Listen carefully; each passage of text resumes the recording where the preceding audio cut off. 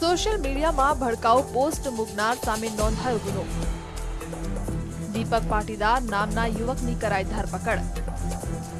અમદાવાદના વસ્ત્રાલ ખાતે રહેતા દીપક પાટીદાર ઉર્ફે દીપો પાટીદાર નામના શખ્સ સામે રામોલ પોલીસે આઈટી એક્ટ હેઠળ ગુનો નોંધીને કાયદેસરની કાર્યવાહી કરી છે। હાર્દિક પટેલની અટકાયત બાદ સુરતમાં છમકલા થયા હતા। આ સમયે દીપક પાટીદારે ફેસબુક પેજ પર ભડકાઉ પોસ્ટ મૂકી હતી, જે અંગે પોલીસે આ કાર્યવાહી કરી છે। અને ત્યારબાદ તેણે આ પોસ્ટો મૂકી અને લોકોમાં ગભરાટ પેદા થાય એ બાબતના પોસ્ટ મૂકેલા હતા તેવું જાણવા મળતા આ બાબતે દીપક જયંતિભાઈ પટેલ રહેવાસી વસ્ત્રાલનાઓ વિરુદ્ધમાં આઈપીસી સેક્શન 505(1)B મુજબ ગુનો દાખલ કરવામાં આવેલ છે અને આરોપી જે છે હાલ પોતાના નિવાસસ્થાને ન હોય તેની શોધખોળ ચાલુ છે।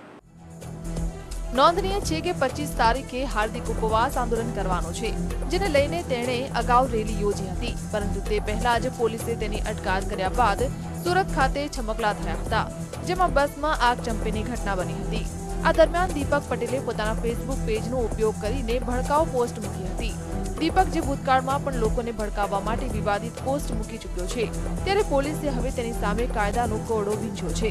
આ સાથે પોલીસે કોઈપણ વ્યક્તિ સોશિયલ મીડિયાનો દુરુપયોગ કરીને વિવાદિત પોસ્ટ ન મૂકે તેવી અપીલ પણ કરી છે। કેમેરામેન વિરેન્દ્ર ભાટી સાથે નિસર્ગ, GSTV, અમદાવાદ।